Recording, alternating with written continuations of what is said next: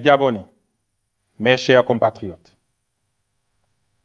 alors que s'éteignent les lumières de l'année 2025, je suis heureux de m'adresser à vous pour formuler à chacune et à chacun mes vœux les plus ardents pour l'année à venir. En ces moments de réjouissance, j'ai une pensée profonde pour toutes celles et tous ceux qui ont été éprouvés par le deuil, la maladie ou d'autres souffrances. Mes chers compatriotes, du référendum constitutionnel aux élections sénatoriales, en passant par la présidentielle et les législatives, vous avez, par votre sens élevé du patriotisme, contribué à l'avènement de notre 5e République. Soyez-en remerciés, félicités et fiers. Ce cycle électoral, reconnu libre, transparent par la communauté internationale, a constitué, malgré certaines imperfections inhérentes à toute œuvre humaine, un tournant décisif de notre histoire, réconciliant la nation avec elle-même. Aux nouveaux élus, je tiens tout en les félicitant à rappeler l'exigence d'une représentation exemplaire du peuple qui leur a accordé sa confiance. Vous êtes le cœur battant de notre démocratie. Montrez-vous digne de cette responsabilité en servant avec probité et dévouement. Mes chers compatriotes, les derniers scrutins ont mis en lumière certaines failles de notre système électoral, notamment la qualité du fichier électoral, les phénomènes de transhumance politique liés au transport inopportun des électeurs, l'usage excessif et des propos véhéments émanant de certains responsables politiques et acteurs de notre société. J'ai vu d'aucuns oublier que l'engagement politique véritable ne saurait se réduire à la seule conquête du pouvoir, mais qu'il s'inscrit avant tout dans la recherche du progrès, du bien commun et d'un destin collectif. Il m'afflige de constater que l'ardeur se manifeste avec éclat lorsqu'il s'agit des échéances électorales, tandis qu'elle s'estompe sensiblement lorsqu'il est question de penser l'avenir de notre pays, d'ériger des infrastructures essentielles ou de lutter contre le chômage des jeunes. Pour autant, mes chers compatriotes, comme l'Ogooué, la démocratie n'est pas un long fleuve tranquille. Ses eaux sont parfois calmes, parfois tumultueuses, parfois troubles, parfois limpides, parsemées de bancs de sable, de rapides et de chutes. Comme les grands piroguiers à Douma, il nous faut pagayer avec prudence pour poursuivre inlassablement notre voyage vers cet horizon qu'est la démocratie, la justice et la prospérité partagée. Mes chers compatriotes, au-delà du rétablissement de l'ordre constitutionnel, la transition qui s'achève a permis de lancer de nombreux projets structurants dans les secteurs clés tels que le social, la culture, les infrastructures, le tourisme, l'environnement et l'économie. L'endettement lourd, hérité du régime déchu, pèse significativement sur notre économie. Depuis le 30 août 2023, près de 3 142 milliards de francs CFA ont été consacrés au remboursement de la dette intérieure et extérieure.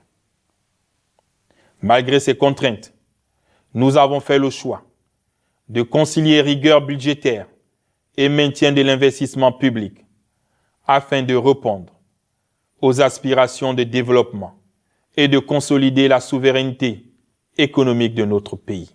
C'est dans cette logique que plusieurs opérations stratégiques ont été engagées notamment le rachat d'Assala Énergie, le rachat de la Société des magasins pétroliers d'Afrique, le rachat de Tullow Oil, le rachat de la SNBG, l'ouverture des mines industrielles à la place de l'exploitation artisanale, la décision souveraine de lancer la transformation locale du manganèse.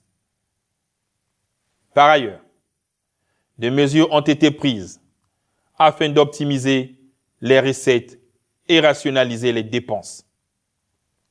L'instauration d'une taxe forfaitaire d'habitation, la mise en place des parkings payants et de péage, la révalorisation des recettes issues des jeux de hasard, ainsi que la suppression de certaines exonérations procèdent de cette dynamique.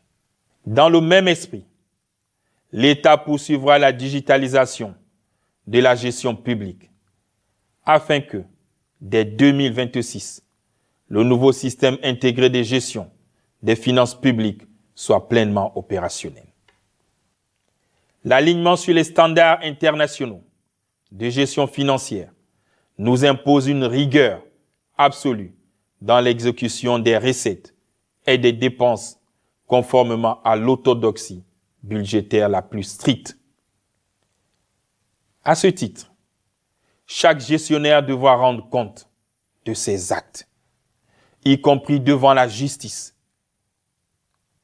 Faisons tous de la lutte contre la corruption notre champ de bataille. Sur le plan social, les défis demeurent nombreux. L'accès à l'eau potable, à l'électricité, aux soins de santé, au logement et à une éducation de qualité reste une préoccupation constante pour les Gabonais. Animé par la volonté de relever ces défis, j'ai engagé plusieurs actions structurantes. La construction des centrales à gaz et la réalisation du barrage de Kingele Aval permettront d'ajouter 475 MW supplémentaires à la capacité énergétique nationale. Il nous revient, dès à présent, d'investir massivement sur les lignes de transport. J'instruis le ministre de l'Accès universel à l'eau et à l'énergie d'en faire son plan d'action prioritaire. La mise en service de la station de pompage du PK5, du réservoir de 10 000 m3 de la cité de la Caisse, la réhabilitation du château de Sotega et la bâche à eau de la cité de la démocratie constituent une avancée majeure en matière de gestion hydraulique. J'envisage également la construction de nouvelles infrastructures scolaires et universitaires, tout en encourageant les partenariats publics-privés dans le domaine de logement étudiant, le modèle actuel n'étant plus adapté. L'opérationnalisation prochaine de la centrale d'achat permettra de réduire les coûts unitaires des biens essentiels et d'en améliorer la disponibilité. Dans le domaine de la santé et des affaires sociales, la construction d'hôpitaux spécialisés à l'intérieur du pays répond à une logique de décentralisation des services hospitaliers et de renforcement de la prise en charge des pathologies complexes, réduisant les évacuations sanitaires coûteuses. Par ailleurs, nous avons repris le versement des allocations vieillesse et des prestations de maternité suspendues depuis 2017. Conformément à l'engagement du pilier 4 de mon projet de société, j'ai promulgué un décret destiné à résorber le déficit chronique de la branche des retraites. S'agissant de la décentralisation, il nous appartient de réfléchir aux modalités concrètes de sa mise en œuvre, en veillant à ce que chaque plan quinquennal apporte une contribution effective au renforcement des collectivités locales. Sur le plan international, je me réjouis du retour du Gabon à sa juste place sur la scène des nations, marqué par la relance des échanges bilatéraux, la reprise des visites officielles de haut niveau et la réintégration de notre pays au sein de plusieurs instances régionales et mondiales. J'ai également engagé le Gabon dans un multilatéralisme dynamique en le plaçant au cœur des débats relatifs à la paix, à la sécurité, à l'environnement et au climat. Peuple gabonais. Le récent procès Bongo Valentin et son entourage constitue une étape historique dans notre quête de vérité et de justice. D'autres procès suivront. Ce procès, quelles que soient les appréciations, a permis de mettre en lumière l'ampleur du préjudice subi par notre nation. Une économie détruite en 14 ans, une dette abyssale, une aide ferme et exemplaire contre les dérives qui gangrènent notre société. Atteinte aux biens publics, violence contre les personnes, cyberviolence, diffamation et atteinte aux mœurs. La Ve République, que nous appelons de tous nos vœux, doit être celle de l'ordre républicain, de la dignité retrouvée et du respect mutuel. L'irrespect et le désordre étant les ferments du déclin. Il nous incombe de réhabiliter les valeurs de courtoisie, de politesse, de convivialité, socle de la réussite collective. Face aux graves défis socio-économiques majeurs que sont la dette, le chômage, la précarité, notre plus grande richesse demeure notre jeunesse, notre capital humain.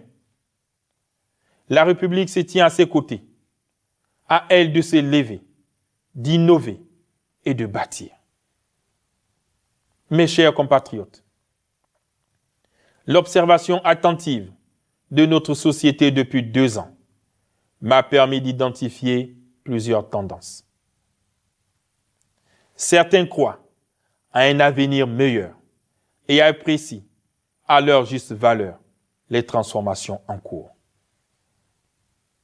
D'autres, nostalgiques d'un passé révolu, s'emploient à freiner notre marche vers le progrès en œuvrant à la déstabilisation du pays dans l'illusoire espoir d'un retour aux affaires. D'autres encore, investis de responsabilités, persistent et confondent services publics et intérêts privés, cherchant à s'enrichir illicitement, en proclamant sans honte « Aujourd'hui c'est notre tour, on prend tout ». Il est aussi de ces nouveaux visages, tant vantés, mais dépourvus d'éthique et d'exemplarité, qui exhibent leurs fonctions et dont l'attitude se caractérise par l'arrogance, nourrissant le tribalisme et le repli identitaire. Enfin, certains, frustrés par l'absence de reconnaissance ou de nomination, s'emploient quotidiennement à discréditer et vilifier autrui pour se faire remarquer et mieux se hisser. De tels comportements sont indignes de notre idéal républicain. Ils trahissent la République que nous avons le devoir sacré de servir avec loyauté, abnégation, inclusivité et désintéressement. Ces dérives doivent cesser et elles cesseront. Gabonaises, Gabonais, mes chers compatriotes, l'année qui s'achève a été marquée par de nombreuses contraintes, mais aussi par des avancées significatives, témoignant de notre capacité collective à surmonter les épreuves et à bâtir un avenir meilleur pour notre nation. Oui, notre pays demeure une terre bénie, riche de ses ressources, de sa culture, de ses femmes, de ses hommes, ainsi que de son histoire. Il nous appartient, chacun à son niveau, de réaliser le rêve gabonais. Je réaffirme mon engagement total à défendre l'intérêt général, à renforcer la justice sociale et à promouvoir l'unité nationale, convaincu que notre pays ne pourra progresser que dans la solidarité, le vivre ensemble, l'attachement aux valeurs de démocratie, de travail et de dignité. Je vous souhaite à toutes et à tous bonne et heureuse année. Que 2026 soit une année de paix, de santé, de progrès et d'espérance pour notre peuple. Que Dieu bénisse le Gabon. Que les mains de nos ancêtres veillent sur la nation. Vive la 5e République. Vive le Gabon. Je vous remercie.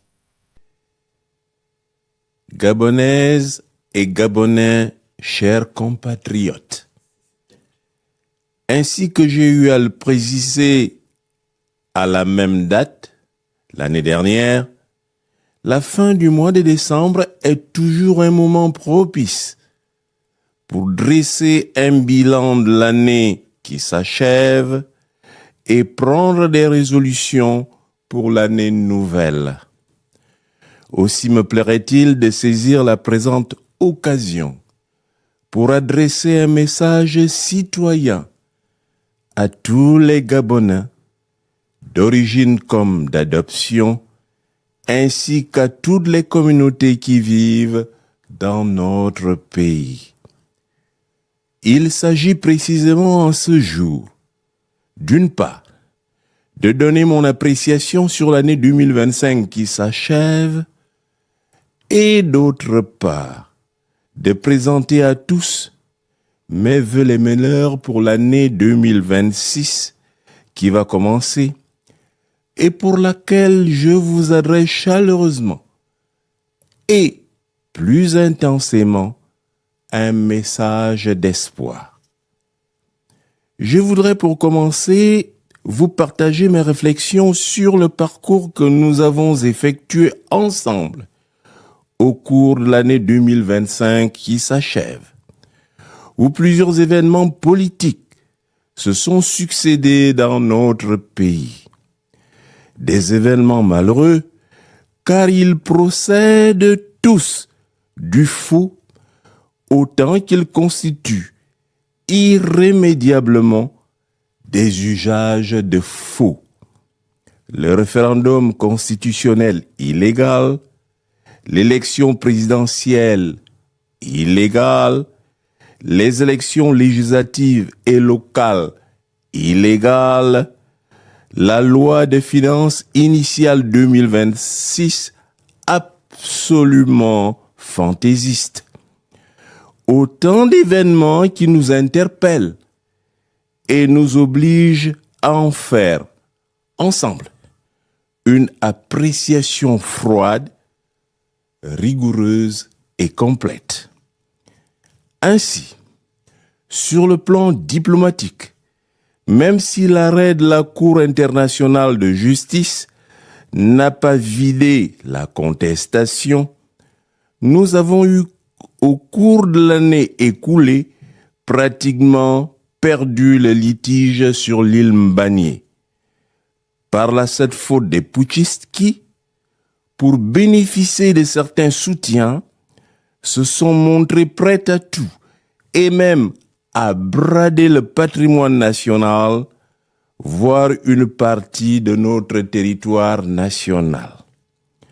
On en veut pour preuve la légèreté du dossier présenté à la Cour par la partie gabonaise, l'impréparation et l'incompétence des personnes commises, toujours les mêmes, une bande d'experts gonflés, spécialistes de toutes les matières de droit, en fait, des ultra-crépidariens. Sur le plan institutionnel, la dictature s'est installée à la faveur d'une constitution illégale, grâce à laquelle le PTG s'est encastré pour renforcer ses positions et avec le retour sans ménagement à ces pratiques mafieuses. La gabegie, la distribution aux affidés et aux proches des rapines, des postes juteux, avec en prime la satisfaction de narguer un peuple déjà meurtri et de le nourrir de la semence de l'illusion et du paraître. Le plus grave en cela est la résurgence des crimes rituels qu'on pensait à jamais révolus. Les crimes rituels désignent des homicides commis dans le but de prélever des fluides humains et certains organes, cœur, cerveau, langue, organes génitaux, pour des pratiques ésotériques.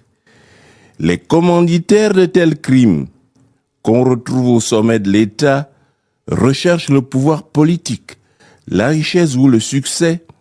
Les cibles privilégiées sont les personnes les plus vulnérables et particulièrement les enfants, ce qui révèle l'état d'esprit réel de tels individus. Ainsi, les mêmes personnes sont revenues à la manœuvre et la source du problème est certainement encore le sommet de l'État. Sinon, rien n'expliquerait le fait que les enquêtes n'aillent pas à leur terme et que les assassins ne soient nullement inquiétés. Pour une population de moins de 2 millions d'habitants, on ne peut tolérer autant de personnes sacrifiées, surtout que les enfants représentent l'avenir d'un pays. D'où mon combat inlassable contre les putschistes pour assurer la défense des plus faibles, les femmes et les enfants notamment, et pour protéger la vie. Qu'il me soit permis d'adresser mes condoléances aux familles si tristement éprouvées et les assurer de ma compassion et de mon soutien. Pour des faits aussi graves, on n'a pas eu droit aux remontrances d'un procureur général en mal de sensation. On en conclut que nous sommes en présence d'un État qui se révèle, en raison de sa complicité, active et ou passive, incapable de protéger la vie. C'est cela aussi le pouvoir des putschistes. Pourtant, le putschiste en chef a des enfants. Ses 2 épouses, étant elles-mêmes mères, on se demande comment ces dernières peuvent regarder sans mot dire et sans aucune compassion la détresse d'autres mamans. C'est incroyable. Sur le plan politique, nous observons complètement médusé la fin du pluralisme politique et le retour quasi systématique à un monolithisme des temps anciens où aucune voix discordante n'est tolérée. Tout le monde est tenu de courber l'échine devant le grand timonier, le putschiste en chef, grâce à qui le Gabon existe. On comprend aisément le désarroi d'un grand nombre de nos compatriotes et parmi eux, ceux qui flirtent avec les putschistes, ils vivent désormais dans l'angoisse. Nombreux d'entre eux attendent accéder enfin aux fonctions ministérielles et font feu de tout bois pour y arriver. D'autres attendent être nommés à des hauts postes administratifs, tandis que d'autres craignent de perdre leur strapontin ou de se retrouver derrière les barreaux. On n'est jamais sûr de rien au royaume des putschistes. Pendant ce temps, le commun des mortels ronge son frein, s'inquiète et s'interroge sur quoi demain sera fait. Une telle angoisse se transforme très vite en peur morbide. Sur le plan économique, la situation de notre pays s'est détériorée davantage en raison de l'amateurisme et de l'incompétence des autorités et de leur entêtement à vouloir imposer une taxe qui ne vise qu'à consolider leur portefeuille et les niches de ressources, ainsi que leurs avantages indus. Cela est tellement vrai que le 19 décembre dernier, l'agence de notation Fitch Ratings a abaissé la note de défaut émetteur à long terme du Gabon, reflétant une détérioration marquée de sa situation financière. La note en devise étrangère est ramenée de CC à CC-, tandis que celle en monnaie locale est dégradée plus sévèrement de CCC à CC, un niveau traduisant une probabilité élevée de défaut. Mais tout cela n'ébranle nullement nos braves putschistes. Cela procède assurément, selon eux, d'un complot international, d'une jalousie des instances internationales qui en veulent, et je ne sais pour quelle raison, au bon travail réalisé par le putschiste en chef. Quelle désolation! Pourtant, au cours de l'année 2025 qui s'achève, j'ai eu de cesse de prévenir, d'alerter, de tenter de convaincre. Comme toujours, les publics reportages, les mensonges éhontés, les dénigrements systématiques ont été l'arme privilégiée des putschistes qui, pour cela, ont préféré la fuite en avant pour espérer convaincre qui, sinon eux-mêmes. Pour autant, 2025 aura été un révélateur de notre combativité, de notre résilience et de notre engagement constant pour la dignité, la liberté et la libération de notre pays. À cet égard, chaque jour qui est passé nous a enrichis, endurcis, confortés et consolidés d'autant nos convictions. Nous avons désormais une meilleure appréciation de la situation de notre pays. Autrement dit, une meilleure explication des phénomènes observés, une connaissance de plus en plus claire, aussi bien des hommes d'en face, de nos amis, que de nos partenaires. Nous savons exactement avec qui marcher désormais, avec qui traiter et avec qui coopérer. Par ailleurs, les crises et les plaintes incessantes de nos compatriotes nous ont davantage instruits au point que nous connaissons l'ordre réel des priorités, ce par quoi il faut commencer, les hommes à qui nous pouvons faire appel et dans quel poste et pourquoi. En fait, 2025 aurait été un temps de recueillement, un temps de haute concentration, un temps d'introspection, un temps de repentance, un temps de recollection et de forte inspiration, le temps de Dieu. Nous en sortons requinqués, dotés d'une confiance inébranlable en nous-mêmes et dopés pour la bataille finale en vue de la prise de pouvoir et de la libération du pays. Assurément, le putschiste en chef, ses soutiens et ses sbires vont bientôt savoir que, premièrement, le fait accompli n'est pas un principe de droit, car il est bien connu que nul ne peut se prévaloir de sa turpitude. Deuxièmement, nul ne peut se moquer de Dieu, car ce que j'ai retenu du catéchisme de de l'Église catholique au CP1, au CP2, depuis la mission catholique d'Alep-Minvoul, où je suis né, c'est que Dieu est partout. Il sait tout. Il voit tout. Il entend tout. Il comprend tout. D'où la crainte de Dieu qui habite et oriente tout croyant convaincu qui sait que, de tout temps, Dieu a son heure. Mes chers compatriotes, exercer une fonction à laquelle on n'a pas été préparé est déjà risqué.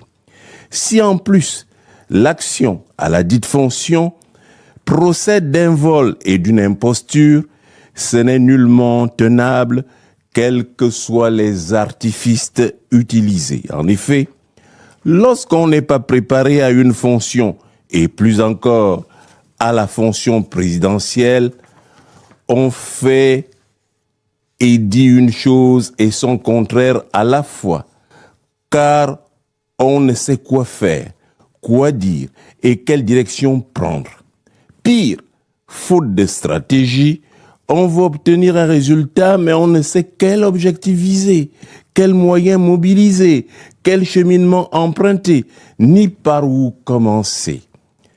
Dans de telles conditions, même le choix des hommes devient périlleux et le casting ne peut qu'être mauvais. Le gouvernement des putschistes apparaît ainsi comme un conglomérat d'individus épars, d'entités propres diverses, sans esprit de corps et sans âme. Il est désarticulé et ne peut de ce fait répondre au mouvement centripète d'un chef de gouvernement inexistant. Chacune de ces entités, en revanche, penche tant bien que mal vers un président omniprésent et omniscient, jaloux de ses prérogatives indues et qui n'a même pas le temps de s'asseoir, oubliant que qui trop embrasse mal étreint. L'aboutissement en est clair, l'absence de toute coordination, l'inefficacité de l'action et la création d'un fossé de plus en plus grand entre le peuple et le pouvoir. Les membres d'une telle équipe, quelles que soient leurs qualités intrinsèques, deviennent nécessairement incompétents, car fragilisés et tiraillés entre faire la volonté d'un peuple miséreux et toujours plus exigeant, et faire celle d'un prédisant autoproclamé, fondamentalement limité, qui est malheureusement le garant de leur vie, voire de leur survie. Face à cette situation de blocage et faute d'activités sérieuses à mener, le chef de l'État, qui est aussi le chef du gouvernement, est réduit à inaugurer les chrysanthèmes. Et c'est une telle expérience qu'on a voulu instituer à la faveur d'une constitution mal ficelée, taillée sur mesure et pas du tout acceptée. Faut-il rappeler aux putschistes qu'un texte ne façonne pas une société. Un texte prend plutôt corps dans la société pour en faciliter la gestion et mieux assurer le vivre ensemble. C'est dire qu'aucune constitution ne peut prévaloir et encore moins perdurer si elle n'emporte pas l'adhésion de la majorité des citoyens, une majorité qualifiée, j'entends. Chers compatriotes, à n'en pas douter, le pouvoir des putschistes porte et portera à jamais les marques de leur imposture. Il est maudit par Dieu et son action est vouée à jamais à l'échec, car tout ce qu'il touche est entaché et maudit. Il en est ainsi de tout ce qui compose avec lui, qui sont automatiquement souillés. C'est cela la vérité que je suis tenu de proclamer en cette fin d'année et au lendemain de la fête de la Nativité. Cette vérité ne peut être portée et proclamée par aucun homme souillé et corrompu. De tout ce qui précède, nous retenons une chose et une seule, qui doit constituer le fondement de nos actions futures. Nul doute que ce que chacun d'entre nous subit à titre individuel ou sur le plan sectoriel et conduit aujourd'hui certains compatriotes à se lever et à dénoncer n'est que la conséquence de l'imposture. C'est dire que nous devons résolument nous attaquer au problème de fond qui a deux volets essentiels. Premièrement, le retour sans délai à l'ordre constitutionnel, étant donné que la seule élection juridiquement valable est celle du 26 août 2023, dont les résultats sont connus de tous. Le temps écoulé, et notamment les années 2024 et 2025, ayant permis à chaque Gabonais de mettre un nom, de retenir un fait, un acte rendant compte de l'imposture et de la vacuité des putschistes depuis le 30 août 2023, en fait, depuis le 29 août 2023. Deuxièmement, l'orientation de toutes les actions individuelles et collectives, corporatives et professionnelles, vers une seule fin, le départ sans délai du putschiste en chef, c'est la seule solution au problème du Gabon. Il n'y en a pas une autre. Mes chers compatriotes, en dépit du désarroi, de l'angoisse dont j'ai parlé plus haut, je voudrais ici vous rassurer, tous, y compris ceux d'entre vous qui ont cessé d'y croire, juste parce qu'ils broutent à toutes les prairies et écoutent plusieurs sons de cloche. Contrairement à ce qui transparaît, 2025 sera une année radieuse et exaltante pour tous les Gabonais, aussi bien ceux qui vivent dans le pays que pour les membres de la diaspora. Ma pensée va particulièrement à ceux d'entre vous qui connaissent des difficultés de tout genre, qui font partie des couches sociales défavorisées, les délogés, les déguerpis, les sans-abri, les sans-emploi, les filles-mères, les handicapés et ceux qui n'ont ni eau ni électricité et qui sont incapables de donner à leur progéniture un petit jouet à l'occasion de la fête de Noël. Je veux exprimer à tout cela ma compassion et ma solidarité. Aussi, l'une des priorités de 2026 sera-t-elle de les loger et de leur assurer une fourniture régulière en eau et en électricité. La taxe d'habitation qui ces derniers temps a fait couler beaucoup d'encre sera très vite un souvenir oublié.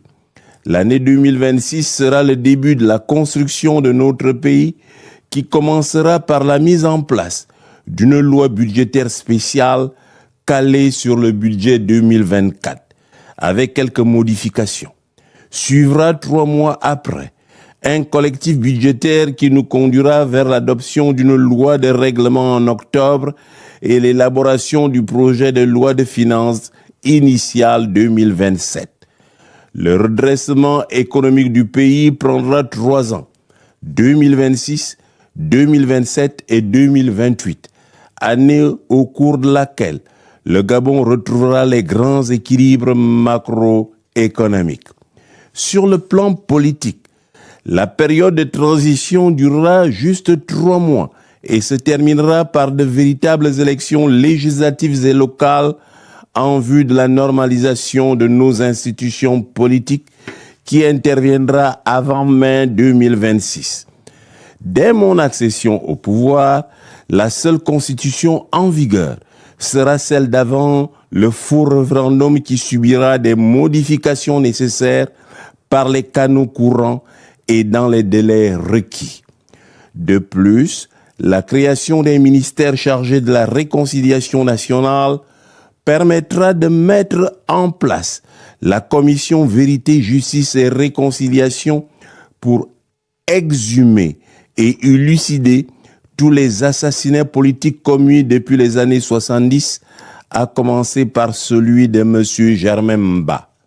Ainsi, sera fort tournée enfin la page sombre des années de dictature pour que nous écrivions ensemble le premier chapitre de la démocratie véritable et une nouvelle page pleine de succès, de progrès politiques, économiques et social. En cela, la tâche du peuple gabonais reste immense. Bâtir une nation unie, résiliente, où chaque Gabonais compte, où la justice prime sur l'arbitraire et où la probité morale est exigée pour l'accès aux hautes fonctions politiques. L'espoir refoulé depuis les années 1990, 1993, 2016 et 2023 doit renaître et je voudrais ainsi une fois de plus vous rappeler que le peuple seul a le pouvoir de vaincre la dictature et d'instaurer les règles et les lois qui régissent la vie de la cité. Mes chers compatriotes, la construction d'une nation démocratique est un processus collectif qui se nourrit des actions individuelles justes et patriotes exigeant le strict respect des devoirs et des droits fondamentaux. Un peuple uni par une vision partagée et les mêmes aspirations est le chemin incontournable vers la prospérité, à savoir une société plus juste et plus équitable, permettant de couvrir tout d'abord les besoins physiologiques élémentaires de l'ensemble des citoyens, à savoir les besoins en logement, les soins de santé, les dépenses de formation et d'éducation et enfin garantir le pouvoir d'achat. Au nom de Dieu et avec toute la confiance placée en lui, je le proclame avec force. Le peuple gabonais célébrera l'arrivée d'une nouvelle ère de liberté, de justice sociale et de démocratie en 2026. J'en appelle donc à l'unité nationale pour sauver le Gabon des perfides trompeurs. J'en appelle à la conscience collective pour la reconnaissance des décennies de lutte consacrées à la libération de notre chère patrie. J'en appelle à la résistance pacifique et responsable pour rendre un vivant hommage aux filles et fils du Gabon tombés au front tout au long de cette longue marche vers la démocratie. Pour finir, je voudrais formuler à l'endroit de tous les Gabonais des vœux de santé, de lucidité et de courage pour chasser l'imposture, des vœux de bonheur et de prospérité retrouvés en vue de la véritable restauration de leur dignité dès l'année prochaine. Hasta la victoria siempre, que Dieu bénisse.